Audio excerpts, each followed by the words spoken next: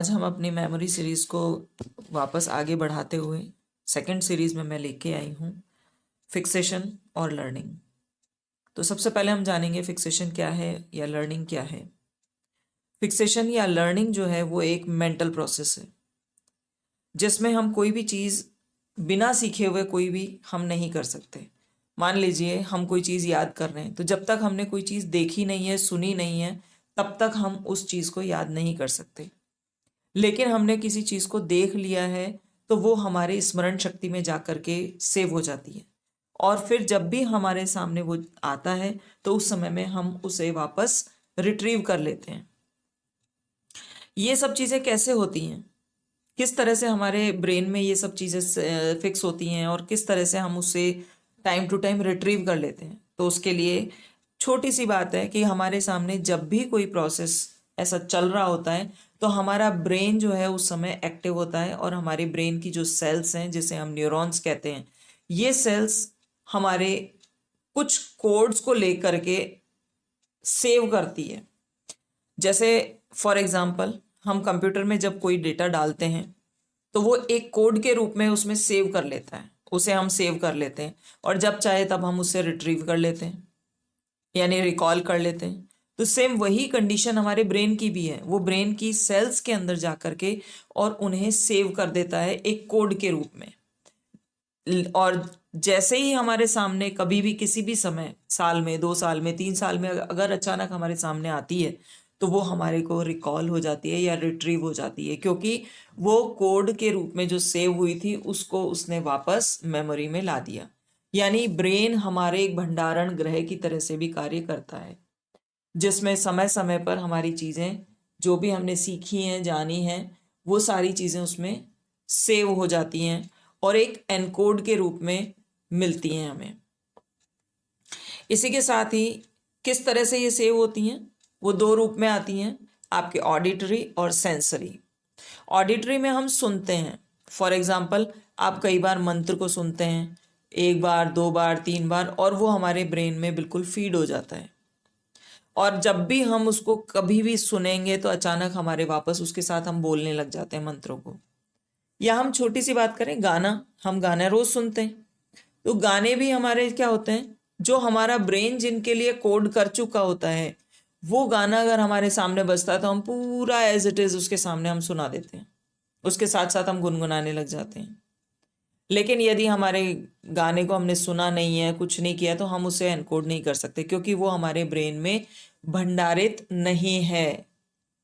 इसी तरह से सेंसरी में भी हम देखें तो सेंसरी में भी आप शब्दों को सुनते हैं, देखते हैं, छू कर के समझते हैं, तो वो सारी चीज़ें हमारी इसी में आती हैं। जब हम इन सब चीज़ों को कभी भी हमारे सामने आएगा तो हम उसको रिट्रीव कर सकते हैं।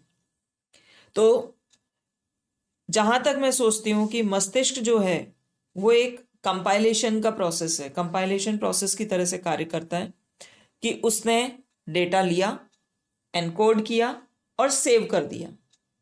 अब सेव लंबे समय के लिए भी हो सकता है और कुछ समय के लिए भी हो सकता है।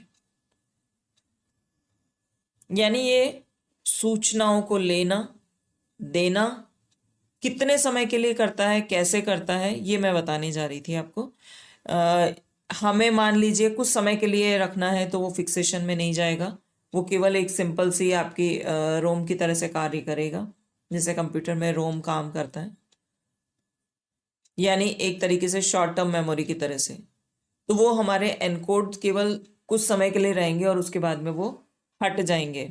जैसे हमारा कंप्यूटर हमने ऑफ किया, उसके साथ ही वो डेटा भी चला गया। लेकिन जो लंबे समय तक जाएगा उसमें वो पूरे एनकोड करके रखेगा उसको। और उसके अंदर भी आप ये देखिए, जो सेंसरी ऑर्गन्स के थ्रू जो हमारे जा रहा है, उसमें वो क्या करता है, एक फ्रेम बनाता है, फ्रेम बना करके और उसके अंदर सारी डेटास को, अलग अलग जो डेटा है उनको कंपाइल करके एक जगह ले आता है और एक पूरा फ्रेम बना देता है।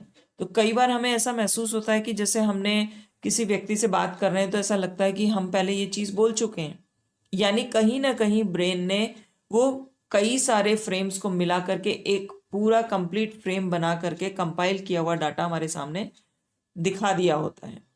तो इस प्रकार से ये हमारा लर्निंग या फिक्सेशन है। इसके साथ अब हम दूसरी स्लाइड पे चलते हैं, जो कि हम जानते हैं कि ब्रेन के दो पार्ट हैं।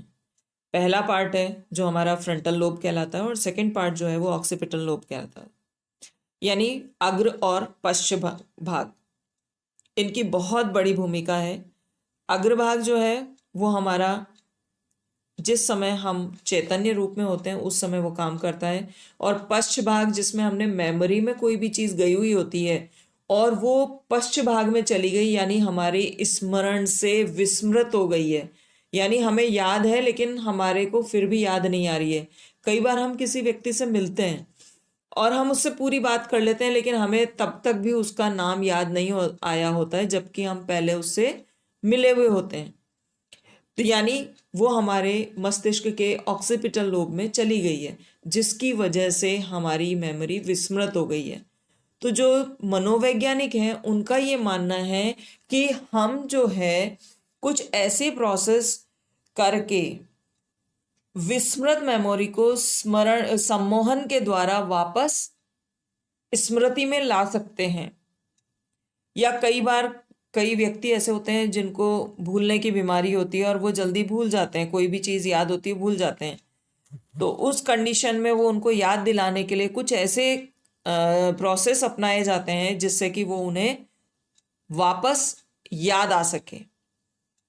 तो सेम कह सकते हैं हम कि ये दोनों जो प्रोसेस हैं साइकोसोमेटिक प्रोसेस हैं रिटेंशन के। इसी के साथ ही जो हमारे वैज्ञानिक हैं, मनोवैज्ञानिक हैं, उनका ये मानना है कि ये जो प्रोसेस है ये केवल फिजिकल नहीं है, ये केवल मेंटल नहीं है, बल्कि ये दोनों का मिला जुला रूप है। क्योंकि जब तक शरीर किसी भी कार्य को लेने के रूप में नहीं आएगा तब तक ब्रेन उसको गेन नहीं करेगा, और जैसे ही हमारे फिजिकल एक्टिविटीज चालू होती हैं तो ब्रेन भी उसके साथ एक्टिव हो जाता है।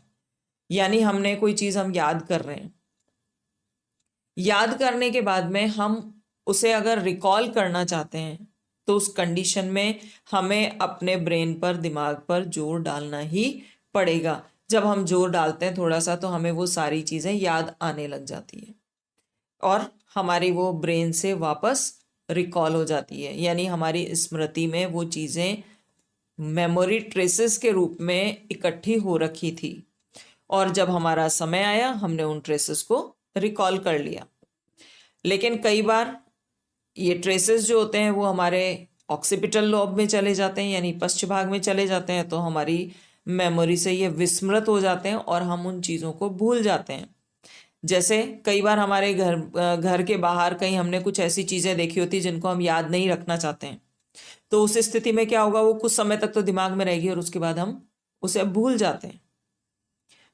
तो इस प्रकार से हम ये कह सकते हैं कि ये जो है रिटेंशन जो है वो एक साइकोसोमेटिक प्रोसेस है। तो दोस्तों इसी के साथ ही हम नेक्स्ट स्लाइड पे चलते हैं, जिसमें कौन से ऐसे फैक्टर्स हैं जो रिटेंशन को इफेक्ट करते हैं, यानी फैक्टर्स अफेक्टिंग रिटेंशन। तो इस प्रकार के 3 ऐसे फैक्टर्स हैं जो हमारे रिटेंशन को इफेक्ट करते हैं या प्रभावित करते हैं। पहला, किसी भी पर्सन से संबंधित फैक्टर हो सकता है। दूसरा, हमारी विषय वस्तु होती है, यानी हमारा जो कोई टॉपिक होता है उससे संबंधित प्रोसेस हो सकता है। तीसरा, हमारे लर्निंग से संबंधित प्रोसेस हो सकता है। यानी ये 3 ऐसे फैक्टर्स हैं जिनसे हमारा रिटेंशन अफेक्ट होता ही होता है। सबसे पहले हम व्यक्ति से संबंधित जो फैक्टर्स हैं, यानी पर्सन से संबंधित फैक्टर्स कौन कौन से हो सकते हैं जो हमारे स्मरण करने से संबंधित हो सकते हैं, जैसे एज, जेंडर, हमारी physical condition, mental condition, experiences, interest, या फिर हमारी एंजाइटी और या इन सब चीज़ों की स्थिति को लेकर के हो सकता है, हमारी बुद्धि, और उसके साथ साथ परिपक्वता, वो सारी चीज़ें इसके अंतर्गत आती हैं। दूसरा, मैंने आपको बताया था कि विषय वस्तु से संबंधित हमारे प्रोसेस हो सकता है। उसमें हम क्या बोल सकते हैं कि विषय वस्तु का स्मरण स्वरूप, विषय वस्तु के अंदर कितनी सरलता है और विषय वस्तु की कठिनाई कितनी है, उसके अकॉर्डिंग भी ये अफेक्ट करता ही करता है। और तीसरा जो आता है वो हमारा लर्निंग से संबंधित है, यानी इस प्रकार के अगर हम इस कारक को बात करें तो सीखने की हमारी व्यवस्था कैसी है, यानी हम कितनी तेजी से किसी भी चीज़ को सीखते हैं, और दूसरी उसकी क्या मेथड्स हैं सीखने के, वो आते हैं। और उसके साथ साथ क्रिया और प्रतिक्रिया यानी एक्शन और रिएक्शंस, ये सारे कारक मिल करके और रिटेंशन को अफेक्ट करते हैं। अगर हमारा इसके अकॉर्डिंग सारा चलता है तो हम उस चीज़ को बिल्कुल अच्छे तरीके से हम समझ सकते हैं। यदि आप लोगों के इससे रिलेटेड किसी भी प्रकार के कोई प्रश्न हैं तो आप निश्चित तौर पर वहाँ पर लिखें ताकि मैं उनके जवाब आपको दे सकूं। साथ साथ मेरे इस चैनल को भी आप सब्सक्राइब करते रहें।